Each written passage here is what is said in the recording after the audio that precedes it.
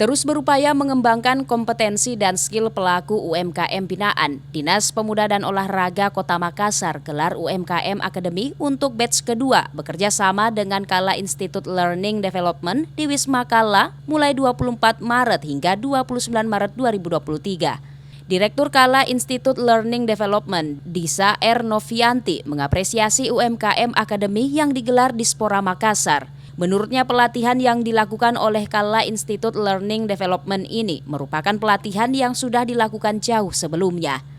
Disa berharap berbagai pengalaman dari pelatihan ini membuat pelaku UMKM bisa mengenali bisnisnya serta mampu merancang bisnis plan usahanya. Dispora UMKM Academy juga diapresiasi oleh Apindo Sulsel. Anggota Apindo Bidang Pendidikan Pelatihan Erniwati Ajeng mengatakan bahwa kegiatan ini sangat baik karena menggabungkan metode teori dan praktek.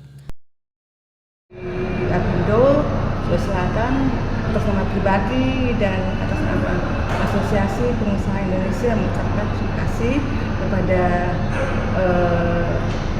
Kadis Pemuda dan Olahraga yang dalam hal ini memberikan pelatihan di mana untuk mereka pelaku UMKM ataupun yang baru memulai itu sangat penting bagi mereka. Ia berharap agar pelaku UMKM binaan Dispora yang rata-rata anak muda dapat memajukan potensi dan bakatnya. Ical Syahrir, Fajar TV dan Fajar Radio melaporkan.